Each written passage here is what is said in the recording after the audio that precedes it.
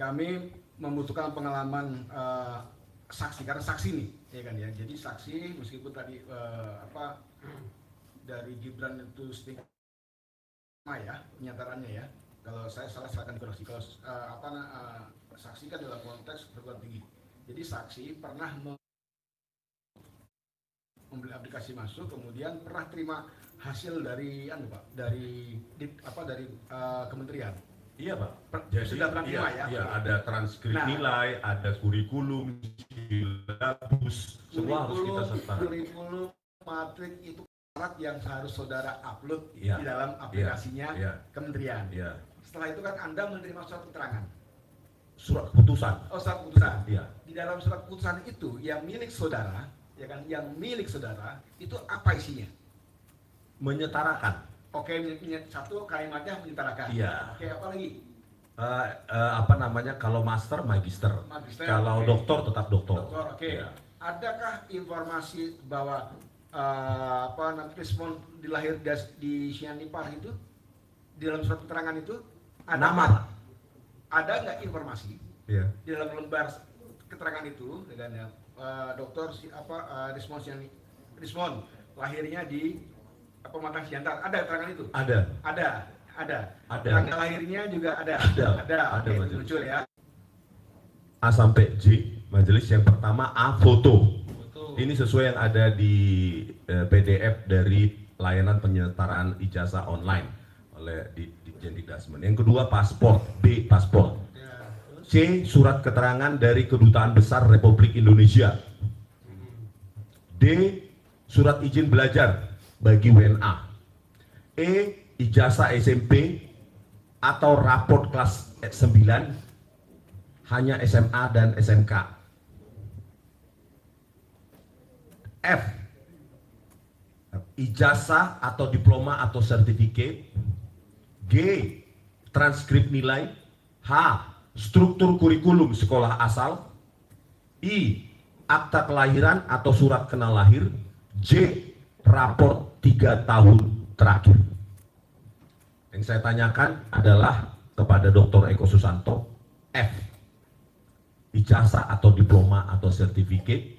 Saya tanyakan, apakah Bapak Wapres Gibran memiliki ijazah SMA dari luar negeri sehingga disetarakan dengan SMK?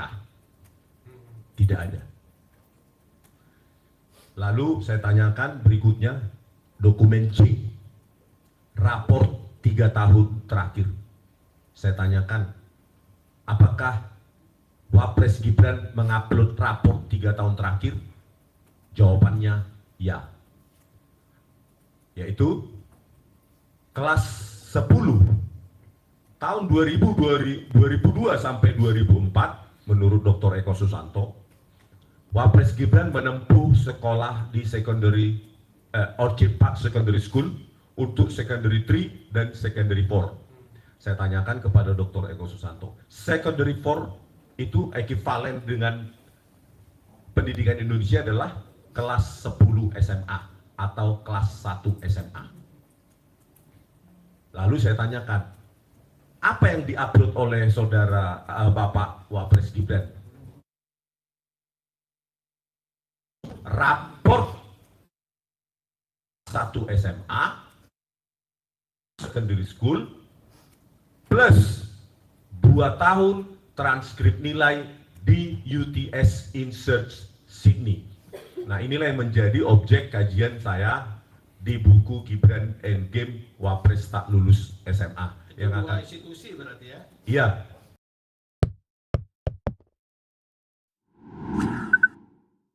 Halo, apa kabar? Assalamualaikum warahmatullahi wabarakatuh. Wah, pasti banyak yang senang nih karena lagi long weekend, masih banyak yang libur gitu ya. Oke, apapun kegiatan Anda ini, apakah berkumpul bersama keluarga, apakah bersama handai tolan atau bengong-bengong di rumah, kami temannya Anda semua dalam program Off the Record, baca berita di balik berita. Saya Harsun Arif. Dan saya Gibita senang sekali menjumpai teman-teman semua. Walaupun libur panjang Mas Ersu, tapi persoalan politik masih tetap bergulir ya. Seru ya sekalian ini soal politik ini. Dan Sekarang yang ramai selain Pak Jokowi ya soal ijazahnya kemarin kan berkaitan dengan restoratif justice ya yang dengan Betul. 2 orang itu Egy Sujana dan Rismond lagi namanya Hari Lubis. Tapi kan yang lain ini sekarang mulai dipanggil nih klaster 1 itu Mbak Agi. Klaster 1 Iya, rupanya udah ternyata selama ini belum diperiksa. Itu yang iya. menarik ya. Betul. Bukan makanya kemarin sempat hari Kamis itu dipersoalkan oleh Refli Harun. Kenapa kok klaster 2 itu sudah dilimpahkan ke pengadilan ke Kejaksaan Tinggi, sementara untuk tersangka yang di klaster pertama itu belum pernah sama sekali diperiksa. Baru setelah kemarin hari Kamis itu berlangsung restoratif justice untuk 2 orang itu, Izzal Fadilah pada saya mengaku bahwa dia sudah mendapat panggilan akhirnya nanti hari Kamis tanggal 22 dan itu panggilannya pertama. Jadi ini dari sini aja kita tahu nih apa yang terjadi gitu ya Mbak. Ya, menarik. Iya, sangat-sangat menarik. Itu kan juga dikatakan oleh Dokter Tifa yang dia protes ya. Kenapa ini perlakuannya kok berbeda sekali? Jadi klaster 1 itu ada 5 orang itu, Egy Sujana dan kawan-kawan. Yang sekarang yang 2 orang itu sudah sudah diberikan restoratif justice, walaupun banyak juga yang mempersoalkan ya. Dan Egy Sujana juga sudah berangkat ke luar negeri untuk berobat. Saya rasa mungkin ke Penang Malaysia untuk melanjutkan Ya, pengobatan. Malaysia memang ya. Dan ya, dan kemudian Dokter Tifa kemarin mengatakan bahwa ini betul-betul tidak adil karena 10 orang saksi dan ahli yang diajukan oleh mereka itu pun baru akan diperiksa pada tanggal 20 Januari nanti. Jadi ya seharusnya diperiksa sebelum pelimpahan berkas ke kejaksaan. Walaupun di kejaksaan juga belum P21 sih ya. Bisa jadi juga dikembalikan. Tapi kan sudah pelimpahan berkas yang sepertinya terburu-buru. Ini siapa yang apakah ada perintah tersendiri karena untuk RJ restoratif justice itu pun juga kita kan dengar-dengar itu memang keinginannya Jokowi dan aneh sekali Jokowi baru saja berbicara ya nanti akan dikomunikasikan dengan Pak Kapolda begitu ya untuk secara hukum apakah nanti bisa di RJ dan sebagainya dan kemudian tiba-tiba sudah keluar keputusannya. Ya, ini dan sekarang sih yang lagi rame ya Mas Irsul, selain kita kan kemarin fokus terus ya ke Pak Jokowi, padahal yang persoalan Gibran itu nggak kalah gentingnya. Jadi kalau sekarang Pak Jokowi sendiri persoalan ijazah dan juga akan bergulir ke pengadilan begitu, itu menjadi hal yang genting di pihak Jokowi, yang sehingga kalau kita sekarang buzzer itu sangat aktif ya, termul-termul sangat-sangat aktif itu di media sosial. Nah, mereka ini persoalannya dengan Jokowi, bukan persoalan dengan Prabowo. Yang saat ini persoalan dengan Prabowo, saya rasa soal MBG ya, soal MBG itu ada beberapa lah persoalannya juga dibandingkan gaji-gaji para pegawai MBG dengan guru honorer apa dan sebagainya itu kan. Tapi itu persoalan tersendiri lah, itu soal anggaran, kemampuan anggaran pemerintah. Tapi kalau persoalan yang mendominasi di media sosial, jelas soal Gibran dan juga Jokowi. Nah, soal persoalan Gibran ini nggak kalah genting karena masih terus bergulir di Komisi Informasi Publik, Komisi Informasi yang ada di pusat gitu. Ya. Dan baru saja kan memang ada sidangnya lagi begitu. Iya. Nah, ini yang menarik karena memang sebelum Gibran ini kan sudah diputuskan dia kemarin soal ijazah Pak Jokowi yang diputuskan itu menjadi itu ijazah itu ya itu tidak boleh lagi dikecualikan, tidak boleh dihitam-hitamkan karena itu jadi informasi publik. Karena itu memang sangat menarik juga ini nanti karena nanti mulai dari KPUD Jakarta maupun KPUD Solo nggak boleh lagi tuh menghitam-hitamkan informasi itu dan kalau nggak dihitamkan itu kan orang dengan mudah kemudian membandingkan ijazahnya Pak Jokowi. Terutama sekarang patokannya tetap saja yang digunakan itu adalah yang Dian Sandi Utama ya, yang dipublish karena itu satu-satunya yang muncul di publik kecuali yang di polisi seperti ditayangkan dan yang paling penting itu kan diakui oleh Pak Jokowi juga bahwa itu yang asli ijazah dia kan gitu. Jadi dengan mudah orang nanti nggak bisa ngeles lagi gitu yang Pak Jokowi. Oke, tapi kita lanjut ke Gibrannya saja Mbak Agi yang yang terjadi dan apa dampaknya? Ya, jadi yang untuk Gibran ini yang dimintakan ini penggugatnya adalah Bonatua Silalahi ya, dia masih terus fight. Sesudah kemarin mendapatkan kemenangan lah begitu. Nah ini sekarang dimintakan kepada Kemendikdasmen supaya informasi persoalan Gibran di mana dia mendapatkan surat keterangan yang dianggap dia itu lulus SMA, kemudian kan surat keterangan itu kemudian dianggap sebagai surat penyetaraan, keputusan penyetaraan, padahal itu bukan. Kalau keputusan penyetaraan itu tentu ada penilaiannya, kemudian ada transkrip nilai yang diajukan ke Kemendikdasmen, transkrip nilai tersebut kemudian dilakukan penelitian dan penyelidikan apakah betul seperti itu, bahkan sampai ke tiket-tiket, sampai di domisili itu ada di mana dan sebagainya untuk mendapatkan surat keterangan tersebut. Ini bukan hal yang mudah. Sumber informasi kami di Dikdasmen itu mengatakan bahwa eh, seringkali fail yang seperti ini dan itu membutuhkan penelitian yang cukup lama karena harus mengumpulkan seperti dia betul tidak misalnya belajar selama 3 tahun, belajar selama 2 tahun, bahkan hanya 6 bulan sekalipun untuk mendapatkan surat penyetaraan misalnya, dia harus mengumpulkan di sana di sekolah tersebut juga harus mengeluarkan rekomendasi atau ijazahnya yang pasti itu yang pertama. Yang kedua di sana tinggal di mana. Kemudian seperti bukti-bukti tiket pulang dan pergi, paspornya itu dilihat gitu, betul tidak bahwa dia belajar di sana. Karena memang tidak hanya di Indonesia, Mas Irsu, ada pendidikan abal-abal. Di luar negeri itu banyak Oh sekali orang yang banyak ya. Kalau betul. Universitas Riverside itu kalau di Indonesia Girly gitu ya, pinggir kali.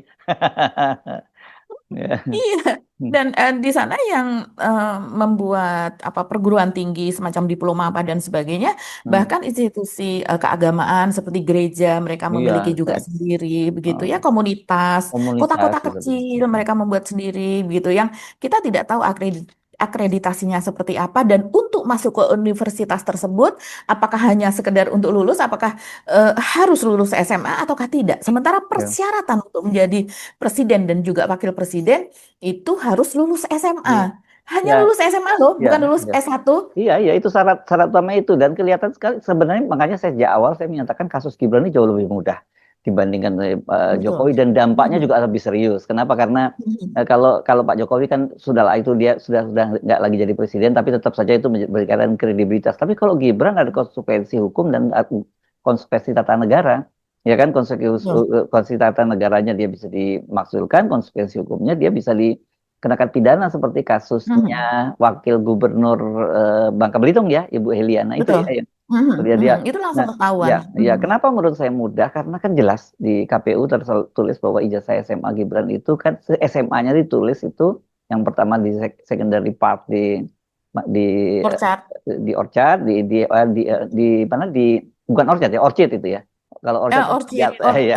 jalan utama di Kawasan Singapura ya belanja. ya kawasan belanja di Orchid Secondary Park. Orchid Mhm. Secondary Park di Singapura dan kemudian disebutnya yang UTS Insert di Sydney Iya. itu telak sekali karena memang UTS itu bukan SMA itu bimbingan belajar untuk bahasa Inggris itu kursus bahasa Inggris lah untuk mendapatkan eh, yang disebut sebagai IELTS ya bukan bukan TOEFL ini Mhm. lain ya kalau mereka di sana Mhm. namanya Mhm. IELTS itu untuk syarat untuk masuk ke perguruan tinggi di Australia dan khususnya kalau yang di Sydney itu untuk masuk ke UTS ya Mhm. University Technology of Sydney ya itu yang Mhm. jadi menurut saya itu jauh lebih gampang membuktikannya karena sudah dipastikan itu bukan SMA dan kalau kemudian diberikan penyetaraan atas dasar apa gitu.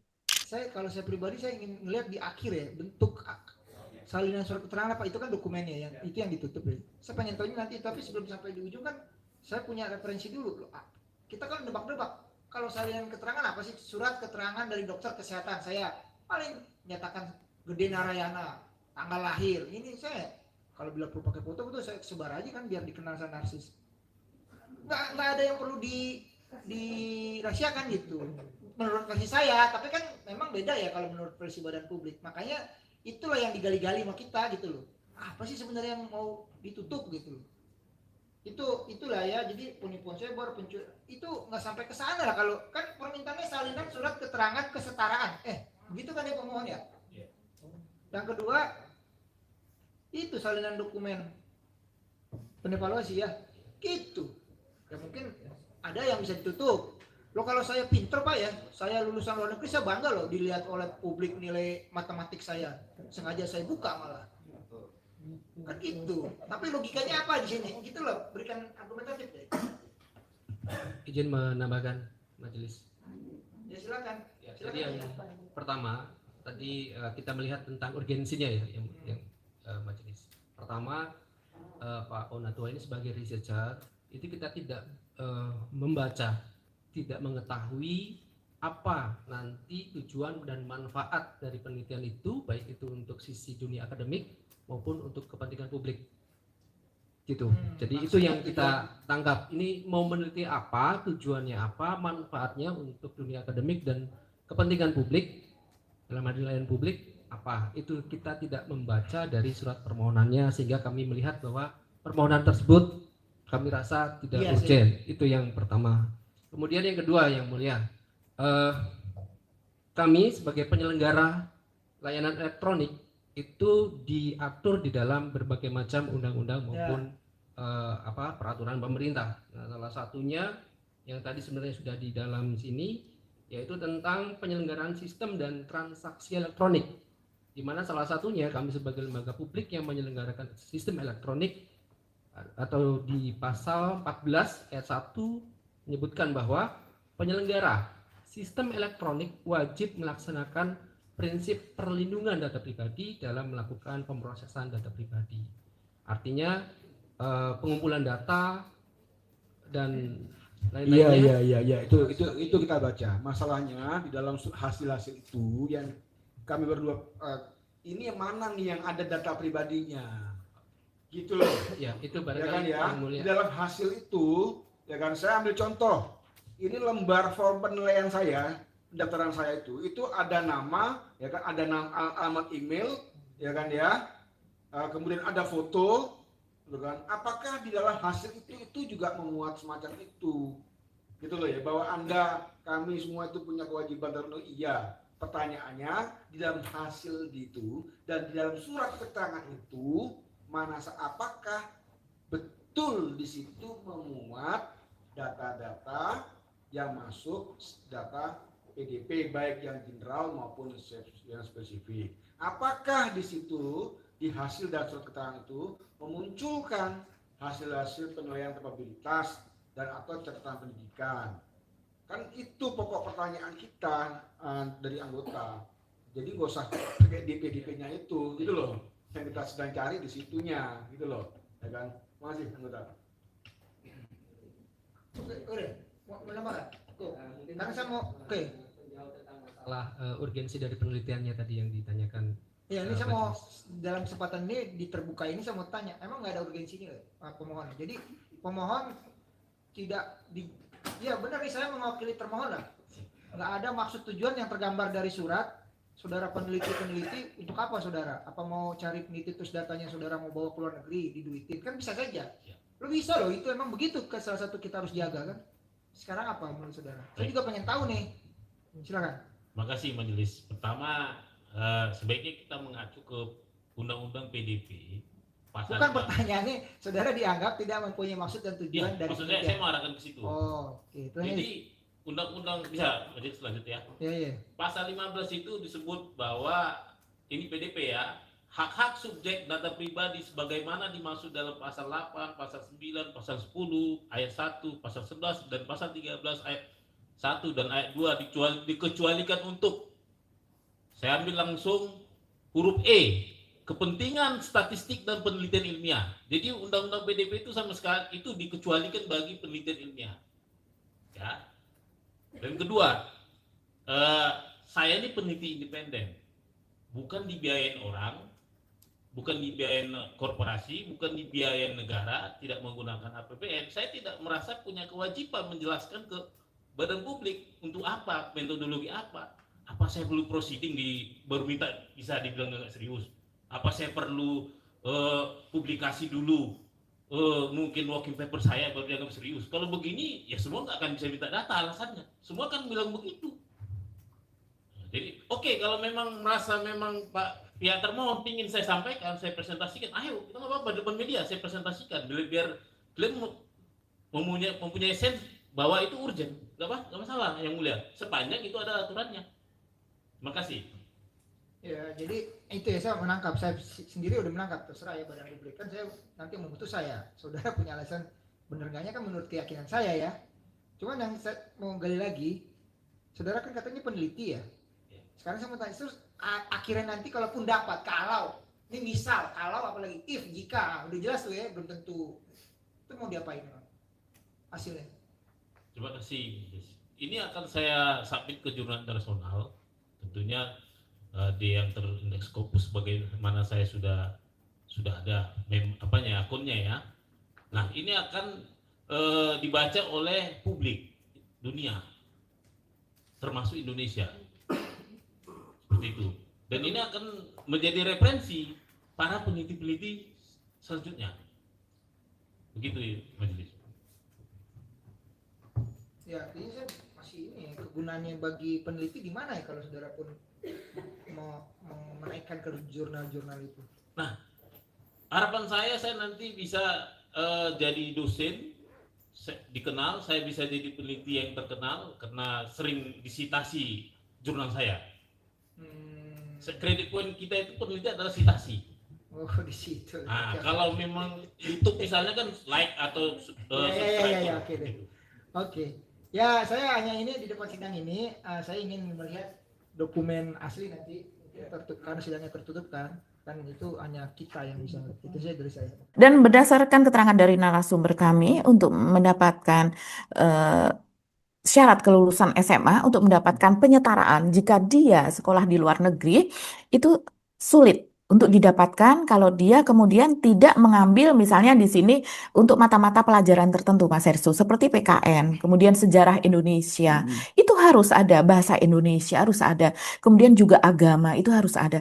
Apakah kemudian di Orchard Secondary School itu yang katanya di situ mendapatkan ijazah SMA dari situ, dan bahkan di UTS Insert itu kemudian mendapatkan setara dengan diploma apa dan sebagainya lah, itu kan ruwet ya kalau menurut saya. Rismon itu kemudian di Komisi Informasi Publik dia sebagai saksi yang dimintai keterangan, ya dia menceritakan soal itu, Mas Ersu, dan karena dia sudah membuat buku Gibran Endgame, dia ceritakan semua dokumen yang dia dapat sendiri berdasarkan penelusuran, kan dia sudah beberapa kali datang ke Mendikdasmen dan kemudian penelusuran lewat internet dan juga digital, dan juga mendapatkan juga dari Roy Suryo. Bahkan untuk rencananya ya, tadinya kita kan bertanya kenapa kok katanya akan membuat buku yang ditulis oleh mereka bertiga, trio RRT ini. Rupanya nanti akan ada semacam trilogi kalau tidak salah demikian. Jadi kalau Rismon membuat Gibran Endgame, Wapres tidak lulus SMA, kemudian Dr. Tifa kalau tidak Gibran Black Pepper, semacam itulah ya. Roy Suryo juga akan menulis tersendiri, tapi belum selesai. Jadi ini memang pengungkapan soal bagaimana Gibran ini tidak memiliki ijazah SMA, bagaimana dia bersekolah di Orchid Park, bagaimana dia di UTS berdasarkan ada banyak sudah mendapatkan banyak sekali saksi di sana, bahkan yang seangkatan yang seharusnya mengenal Gibran mengatakan tidak mengenal Gibran. Jadi apakah selama dia di sana dia berapa kali mengikuti kursus gitu, karena di situ kan English course ya, bukan sekolah. Nah, sekarang yang dituntut adalah transparansi. Ini yang sedang digodok oleh Komisi Informasi Pusat. Bagaimana kemudian karena dia seorang pejabat publik, surat keterangan yang dikeluarkan itu apakah sesuai dengan yang seharusnya diberikan gitu, ataukah itu memang berbeda dengan surat keputusan? Kalau saya yakin itu berbeda. Dan kemudian juga latar belakang keluarnya surat keterangan bahwa dia setingkat lah atau setara dengan SMK jurusan akuntansi begitu, artinya ada nilai-nilai akuntansi. Dan seperti yang saya katakan tadi, untuk mendapatkan ijazah SMA, ini kan para termul selalu mengatakan saya NKRI, saya Pancasila, dan sebagainya begitu ya. Iya, susah untuk dibuat NKRI dan saya Pancasila kalau nilai PKN-nya tidak ada. Pendidikan kewarganegaraan begitu. Dan saya yakin Gibran seperti halnya Bang Rismon ya, saya yakin Gibran tidak memiliki itu karena memang di luar negeri tidak ada itu. Saya masih ingat, saya memiliki teman seorang diplomat yang ketika itu pada tahun awal 2000-an dia bertugas di Inggris, di London, dan kemudian dia mengantarkan anaknya yang SMP itu dengan kereta lintas Eropa itu ke Belanda, karena ternyata memang UN untuk SMP itu dilaksanakan di Belanda. Dia mempersiapkan itu semua, karena dia ingin anaknya ini tetap S1-nya ada di Indonesia. Sehingga nanti untuk diterima di Indonesia dia mendapatkan ijazah kesetaraan ya untuk SMP, untuk SMA dan sebagainya semuanya. Makanya sampai ditempuh ujian nasionalnya itu karena memang tidak di semua negara sekolah Indonesia di sana itu menyelenggarakan ujian nasional, dan untuk ujian nasional di sana dikirim pengawasnya, gurunya dan sebagainya dari Indonesia. Sampai apa namanya? Serumit itu gitu ya. Usahanya itu sangat keras untuk itu. Dan sementara Gibran kalau dia lulus Orchard Orchid Park Secondary secondary Park. school, kemudian Ya, gitu, iya. dianggap dia di situ dia lulus SMA, ya aneh sekali begitu. Ini transparansi itu untuk mengungkap itu. Jadi syarat-syarat dari keluarnya surat keterangan dari Kemendikdasmen ketika itu di Jendikdasmen ya, itu apa saja yang diberikan oleh Gibran sehingga keluarnya surat keterangan itu. Kalau seandainya memang dia tidak memberikan berkas-berkas itu tadi, transkrip nilai tentunya untuk SMA dan juga untuk apa namanya yang disebut UTS itu setara dengan SMK itu apa dan sebagainya, ya jelas tidak bisa Mas Hersu. Iya, nggak Nggak memenuhi syarat dia. Jadi ya, bisa nggak dianggap memenuhi dokumen syarat. palsu itu. Dokumennya Iya, juga dan di sini kebanyakan Mas Hersu karena sangat tegas, mereka walaupun sudah lulus SMA di luar negeri karena tidak ada nilai-nilai itu, mereka disuruh ikut paket C. Jadi mereka terpaksa menunda sekitar setengah tahun atau 1 tahun setelah lulus ujian itu, maka kemudian diajukan kembali ke kementerian begitu. Nah, ini Gibran apakah dia melalui itu semua? Kita lihat jejaknya tidak. Kalau seandainya dia melalui itu semua, tentu dia sudah memperlihatkan kepada publik begitu. Iya. Sama dengan bapaknya. Ya, bapaknya kalau seandainya sudah melalui itu semua, ijazahnya asli dan sebagainya, pasti sudah diperlihatkan dengan sangat bangga kepada publik. Ngapain susah-susah? Iya. Nah, Anda ceritain ini, saya sudah dikirimin bukunya ini ya. Nah, ya, Gibran Endgame, ini tulisannya dari Rizmon Sianipar. Kalau Anda mau beli udah bisa itu ya.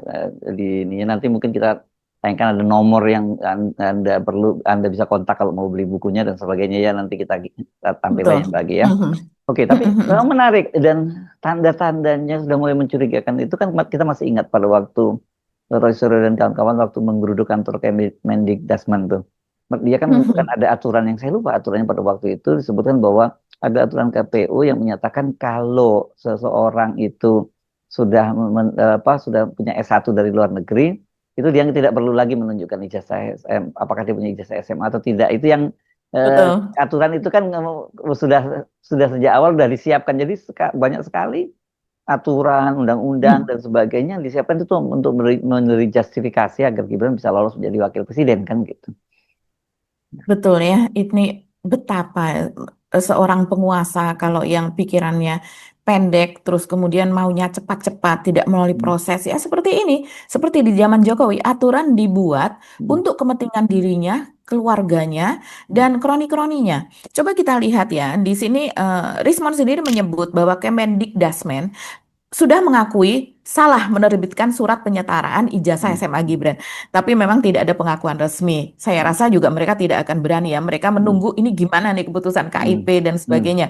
Tapi Rismon mengatakan itu adalah berdasarkan gestur. Gestur dari pihak Dikdasmen yang menerima dirinya dan kawan-kawan. Karena memang sudah beberapa kali Rismon ini berkali-kali ke Dikdasmen. Walaupun berapa kali juga itu tidak ada pejabatnya di sana. Tapi beberapa kali juga ada pejabatnya di sana. Jadi sudah seperti ngefriend kalau saya lihat ya. Coba saya lihat ini Mas Hersu, saya bacakan ya sebagian saja dari Tribun News. Judulnya adalah Rismon sebut Kemendikdasmen akui salah terbitkan surat penyetaraan ijazah Gibran tadi ya.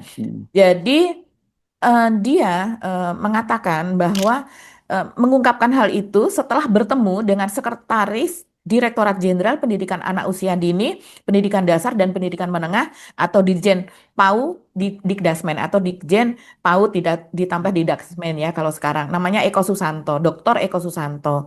Nah, jadi dari wawancara tersebut yang merupakan informasi kunci dalam buku ini, dia menceritakan begitu, yang memang secara tidak terungkapkan, mereka pun atau secara spesifik Dr. Eko Susanto dan tim pun secara gestur mereka, saya yakin mereka pun mengakui kesalahan pernah mengeluarkan surat keterangan penyetaraan ijazah SMA untuk Gibran.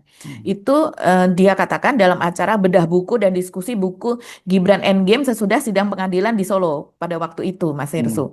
Dan kemudian dia mengatakan juga surat keterangan pernyataan tersebut Gibran dengan adanya surat keterangan tersebut, setelah menerima itu, maka dia melanjutkan pendidikan D1.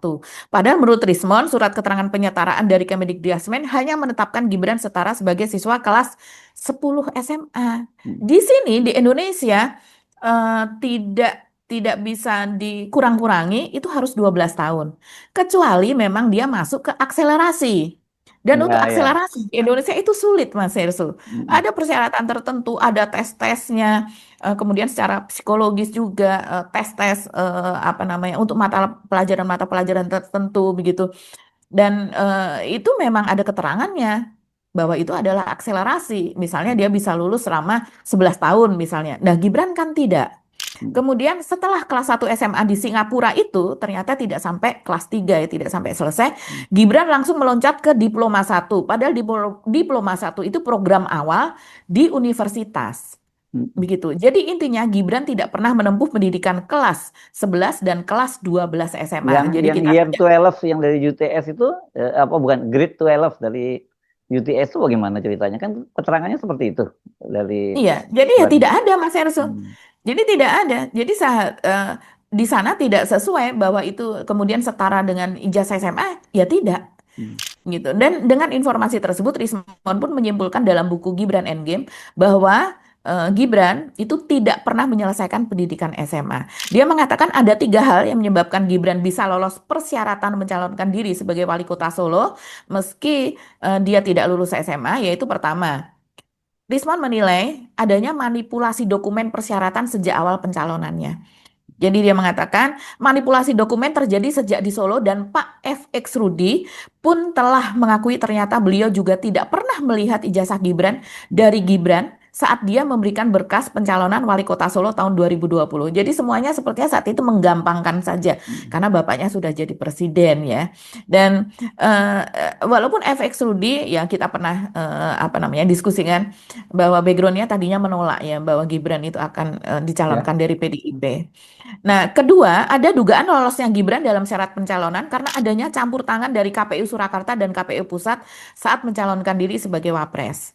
Dan kemudian ini membuktikan bahwa Gibran tengah melemahkan lembaga negara demi kepentingan pribadinya. Lihat saja nanti kalau dia jadi presiden, kata Rismon, semua lembaga negara dia akan manipulasi untuk memenuhi kepentingan negaranya. Ya ini mirip-mirip bapaknya ya. Kemudian yang lainnya riwayat pendidikan Gibran kita tidak perlu ulangi karena kita sudah pernah bahas. Jadi intinya memang ijazah SMA tidak pernah sebuah lembaga atau sekolah di luar negeri itu mengeluarkan ijazah untuk Gibran. Jadi memang karangan yang ada di Dikdasmen saja ketika Pak Jokowi masih menjabat sebagai presiden. Jadi ini perlu dibongkar juga saya rasa kira-kira apakah ada tekanan, siapa yang menekan, permintaannya siapa, sehingga kemudian dikeluarkan surat tersebut pada saat itu sebagai persyaratan untuk KPU. Yes, ini makin seru ya perkembangannya dan saya kira memang detail sekali lagi kalau Anda mau detailnya lagi penjelasan Mbak Agi tadi ada di sini baca silakan nanti akan lebih detail tapi yang paling serius kan kita mencermati ya proses yang terjadi dengan Pak Jokowi dengan 2 klaster di mana di Polda Metro Jaya dan bagaimana kemudian kelihatan Pak Jokowi masih sangat berkuasa sekali sih Mbak Agi di kalangan aparat penegak hukum itu yang kita jadi mulai mikir-mikir apakah ini bisa dibongkar gitu ya karena kan semuanya tergantung pada aparat penegak hukum kecuali kalau ada perubahan-perubahan ada pergeseran gitu.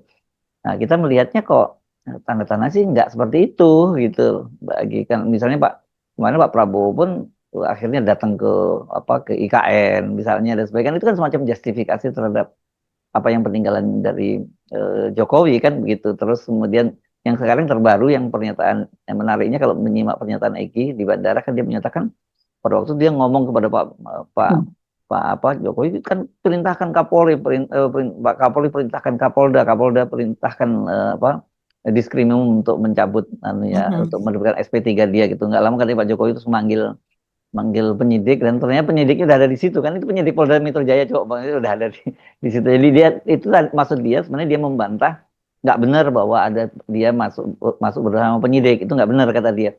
Tapi ternyata penyidik ada di situ dan bisa dipanggil kan nggak kalau penyidik dari Polres Solo saja itu kan perlu waktu lah, nggak bisa langsung. Tapi kalau Betul. ini, apalagi Jakarta kan mesti terbang dulu, Hmm. nunggu lama kan. Jadi ini yang sebenarnya yang masih buat kita jadi tanda tanya berkaitan dengan kasus ini, karena sesungguhnya saya sejak awal meyakini bahwa kasus Gibran ini jauh lebih mudah sebenarnya. Betul, betul. Jadi kalau melihat itu ya, apakah Jokowi ini masih sangat kuat? Iya, memang masih kuat. Dia bisa mengatur sana sini. Tapi kalau dibandingkan sangat kuat ketika dia masih menjadi presiden, ini Ya sudah pasti jauh, enggak jauh, jauh, lah, jauh ya pasti menurun. enggak. Pasti tidak gitu ya.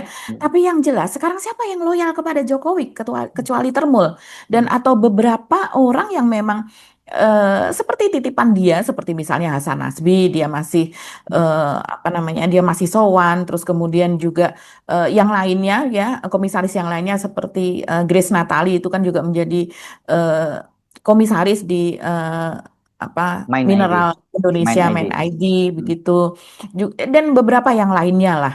Tapi kalau kalau dulu kita kan tahu Jokowi tinggal perintah dan Jokowi bersih, betul-betul bersih. Pada saat misalnya Gus Nur dan juga Bambang Tri itu kan betul-betul dia tidak perlu bergerak, dia cuek sama sekali, bahkan media juga dia tidak perlu berbicara karena yang berbicara adalah orang-orang di bawahnya begitu, adalah misalnya Pratikno apa dan sebagainya Dan media begitu. juga nurut aja ya, zaman segitu Ya, juga. dan media nurut saja. Jokowi betul-betul di belakang layar dia tinggal perintah sana sini begitu, dan kemudian kedua orang ini masuk bui. Jadi seolah dia itu sebagai korban gitu kan. Seolah-olah dua orang ini memang memang orang yang memfitnah Jokowi, memang mereka yang ini. Nah, sementara kalau sekarang bayangkan dia harus ke kita bisa melihat dia mulai melemah adalah ketika dia membawa ijazahnya yang ditekuk-tekuk itu. Entah itu ijazahnya betul atau tidak, dia mengatakan itu asli begitu, sudah diserahkan tapi kemudian dibawa kembali kan, ketika itu seperti itu dia datang sendiri ke polisi, dia kemudian apa di berbagai kesempatan kalau dia keluar rumah dan sebagainya, media, walaupun kita tahu medianya ya media Jokowi juga, tapi beberapa kan memang ada media yang kemudian memang bukan media Jokowi, memang menempatkan di situ juga gitu ya, media yang media betulan begitu. Dan di situ Jokowi terpaksa harus menjelaskan kan, dan beberapa kali menjelaskan terus. Beberapa terakhir ini juga dia harus menjelaskan soal Egy Sujana begitu. Padahal kan ini sangat-sangat jauh, sangat jomplang ketika dulu dia masih memiliki kuasa itu, sehingga orang-orang pun mau defend untuk dia, untuk jadi apa namanya ya Mas Hersu, pagarnya Jokowi, pagar betisnya Jokowi, sehingga dia tidak perlu susah-susah. Sekarang bayangkan dalam keadaan dia fisik yang sudah jauh berubah, kemudian juga sering kali terengah gitu, bahkan itu dikomentari oleh netizen-netizen, kok ngomongnya jadi berbeda ya, yang seperti loadingnya agak lama gitu, lebih lambat lagi dari sebelumnya, dan dalam keadaan wajah juga sudah berbeda, agak bergetar suaranya, kadang agak emosi, jadi dalam keadaan yang kita lihat memang tidak sehat gitu. Dan dia terpaksa harus membela diri untuk dirinya sendiri, bahkan dia pun berurusan dengan para penyidik itu, walaupun penyidik itu dikatakan Mas Hersu kan memang datang, dan Egy sendiri juga mengatakan bahwa ada kok kaget di situ tiba-tiba ada dua orang penyidik tersebut, tapi ya artinya begitulah, apa mungkin sebagian dari kepolisian yang kita tahu lah, yang orang menyebutnya sebagai parcok itu masih loyal kepada Jokowi, tapi sekarang kan mereka juga berhitung karena yang berkuasa adalah Prabowo, mereka pasti juga melihat apa nih maunya Pak Prabowo ini begitu. Yes, oke. Jadi kita tunggu ya, Mbak Gi, perkembangan lebih lanjut, karena seperti Anda katakan, walaupun sekarangnya hari-hari libur, tapi ini situasinya memanas. Dan kita tahu bahwa ke pekan depan klaster 1 yang tersisa 3 orang itu akan dipanggil. Apakah kemudian mereka ini juga akan dinaikkan statusnya? Bukan dinaikkan status, apakah mereka juga segera dilimpahkan ke Kejaksaan Tinggi atau apa? Kita masih menunggu ya, karena kalau udah mulai kejaksaan itu, nanti kalau kejaksaan menyatakan P21 ya berarti kasusnya akan segera dilimpahkan ke pengadilan, dan kalau di pengadilan itu pasti akan ramai lagi tensinya. Saya kira buat Pak Prabowo. Apakah Jokowi siap, Mas Hersu? Sekarang kalau kita lihat termu-termu ini nggak siap. Ya oke, tapi dan apakah Pak Prabowo juga mau muncul kegaduhan dan semacam itu di tengah situasi perekonomian kita yang tidak baik-baik saja? Ini kan akan menunjang stabilitas. Jadi menurut saya ini faktor tarik-menarik kekuatan politik juga akan sangat kuat dengan di belakang. Justru kalau itu berlangsung, Pak Prabowo, ini pesan kepada Pak Prabowo, itu berlangsung, itu cepat selesai, maka akan menjadi lebih stabil. Tidak ada orang yang kemudian Ya. Selesainya maksudnya apa gimana namanya, nih? Selesainya di mereka kan kalau selesainya apakah dipidanakan gitu? Kan? bisa jadi mungkin hasilnya tidak perlu Nah, dipidanakan ya. oke. Iya kan, karena memang dia juga sudah bukan pejabat lagi, walaupun tetap klaimnya Digantung dia gitu ada kasusnya pejabat di maksudnya. Danantara begitu ya. Ini hanya untuk memperlihatkan soal keadilan, soal Ya. transparansi, soal bahwa ya orang-orang yang misalnya plat nomor mobilnya palsu aja kan langsung ditangkap. Hmm. Orang STNK palsu langsung ditangkap. Hmm. Nah, sementara ini berlarut-larut seperti ini. Yes. Kalau sudah ada kejelasan, saya rasa kemudian malah akan lebih stabil. Oke. Oke, kita ketemu lagi di episode berikutnya. Kami mohon pamit. Saya Hersy Bono Arif. Dan saya Gibita, terima kasih atas perhatian teman-teman. Tetap salam akal sehat. Wassalamualaikum warahmatullahi wabarakatuh. Waalaikumsalam warahmatullahi wabarakatuh.